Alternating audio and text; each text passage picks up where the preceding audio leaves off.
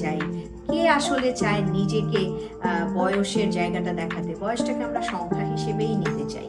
তো আমরা যত বড় বড় আর্টিস্টকে দেখি, আমরা বড় মানুষদেরকে দেখি যাদেরকে আমরা আইকন হিসেবে মানি, তাদেরকে যদি দেখি একটা ইয়াং বয়সে খুবই হ্যান্ডসাম, খুবই স্মার্ট, প্রিটি, কিউট, বিউটিফুল মানুষগুলো, ওনারাই একটি সময়ের পরে যখন শার্টের ঘরে ঢুকে যান তখন থেকে গলায় স্কার্ফ পরা শুরু করেন বা গলায় জুয়েলারি দিয়ে নেক কাভার করা শুরু করেন। কেন? কারণ ফেস কিন্তু মানে খুব দ্রুত বুড়ো হয় না, মানে রিঙ্কলস আদার্স কম আসে। কেন?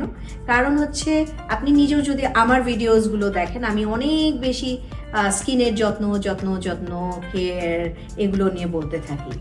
তার মানে হচ্ছে আমরা অনেক বেশি যত্ন আমাদের ফেসের নেই, সে কারণেই রিঙ্কলস হয়তো বা একটু দেরিতে আসে। খাবার দাবার খাওয়ার ব্যাপার আছে, যেগুলো খেয়ে আমরা আমাদের ইয়াং লুক ধরে রাখতে চাই।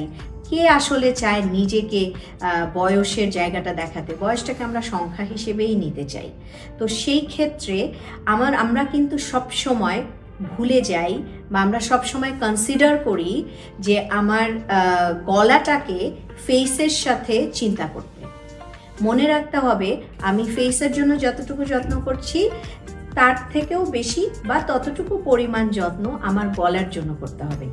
খেয়াল করুন, আপনি যখন বিউটি সালনে যান তখন আপনার যখন ফেসিয়াল করা হয়, মানে স্কিন কেয়ার করা হয়, তখন কিন্তু স্কিন কেয়ার শুরুই করা হয় গলা থেকে। কেন? কখনো প্রশ্নটি এসছে আপনাদের মাথায়? কারণ হচ্ছে সবার প্রথম আপনার গলার যত্ন করতে হবে, তারপরে আপনার ফেসের। সো আমরা যখন ক্লিন শুরু করি তখন আগে নেক, আগে আপনার এই পোর্শন, পরে আপনার এই পোর্শন। সো এটি মাথায় রাখতে হবে। এবার আসুন এখানে আসলে কি কি ঘটে। অনেকের আছে রিং নেক থাকে, মানে গলার মধ্যে এরকম নেক দাগ থাকে, যেটা দেখলে মনে হয় যে জুয়েলারি পরিয়ে রেখেছে। সো ওই দাগের মানুষগুলো আসলে একটু দুর্ভাগ্যের কথা, ওনাদের স্কিন, ওনাদের গলা খুব দ্রুত বুড়িয়ে যেতে থাকে, মানে দাগগুলো দেখা যায়, স্পষ্ট হয়ে যায়। সো তাদের ক্ষেত্রে মাথায় রাখতে হবে, তাদেরকে আরও বেশি মনোযোগ দিতে হবে গলার যত্নের উপরে। আপনি সিরাম ইউজ করছেন আপনার ফেসে, আপনি কি আপনার নেকের সিরাম ইউজ করছেন না? আপনি ভাবছেন আমার বেশি খরচ হয়ে যাবে। আপনি ময়শ্চারাইজার, একটি দামি ময়শ্চারাইজার ইউজ করছেন আপনার ফেসে বেশি করে, লাস্টে হাতটি গলায় মুছে শেষ করছেন, কিন্তু আপনি গলার জন্য এক্সট্রা করে নিয়ে কি ইউজ করছেন না। কেন করছেন না? কারণ এটাকে আপনি ডিসকাউন্ট করছেন, এটা দরকার নেই, এটা এত জরুরি না, গলা দিয়ে কি হবে।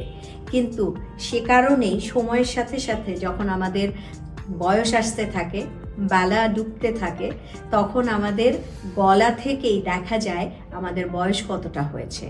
সো আমি আসলে চাই না, আমার বয়সকে একটা সংখ্যায় যদি রাখতে চাই তাহলে গলার যত্ন সবার আগে করতে হবে। আমি মেবি অনেক আগে একটি ভিডিও আমার ইউটিউব চ্যানেলে আছে, যেটি দেখে আমার অনেক বন্ধুরা তাদের গলার যত্ন করা শুরু করেছে এবং তারা আমাকে বলেছে আমাদের দায়িত্ব কেন বাড়াও, কেন নতুন এইসব কথা বলে এই একটা করে কাজ বাড়িয়ে দিচ্ছ। কিন্তু আমি এখন অবধি দেখি আমার ওই বন্ধুদের বয়সের ছাপ কিন্তু গলায় দেখা যায় না, কারণ আমরা তো একটা বয়সে চলছি, কিছুদিন পরে ছাপগুলো দেখা শুরু হয়ে যাবে। সো আসলে ওই ছাপগুলো আমরা দেখতে চাই না। আমরা যতদিন পারি মেনটেনেন্সের মধ্যে থাকলে আমরা সুন্দর থাকতে পারি, এবং আমরা সুন্দর থাকাটা আসলে আশাও করি। তো আপনি রাতে ঘুমানোর আগে গলা, ফেসের সাথে গলা সুন্দরভাবে পরিষ্কার করে এই পোর্শনে অবশ্যই আপনারা সুন্দরভাবে ফুল নেক প্লেসে ভালোভাবে সিরাম অ্যাপ্লাই করবেন। সিরাম অ্যাপ্লাই করে চাইলে বেশি করে ময়শ্চারাইজার অ্যাপ্লাই করবেন, করে ঘুমিয়ে যাবেন। তাহলে যেটা হবে, আপনার ঠিক যেভাবে ফেসের জন্য এই প্রোডাক্টগুলো হেল্প করবে, নেকের জন্যও হেল্প করবে। সো আপনার ওই দাগগুলো, মানে এখানে যে দাগগুলো আছে, এই দাগগুলো ভারী হতে পারবে না, অনেক বেশি ডিপ হতে পারবে না, রুষ্টপুষ্ট হতে পারবে না। সো এটা হতে দেওয়া যাবে না। আমাদেরকে যেটা করতে হবে, এটার ওয়াটার লেভেল ব্যালেন্স করতে হবে, ফুড হ্যাবিটে খেয়াল রাখতে হবে, আর যত ধরনের স্কিন কেয়ার আমরা করি সেগুলো ফেসে ঠিক যে প্রসেসে করব, নেকেও সেম প্রসেসে করতে হবে। তাহলেই আপনি দেখবেন আপনার ফেস আর নেকের মধ্যে একটা ব্যালেন্স থাকবে।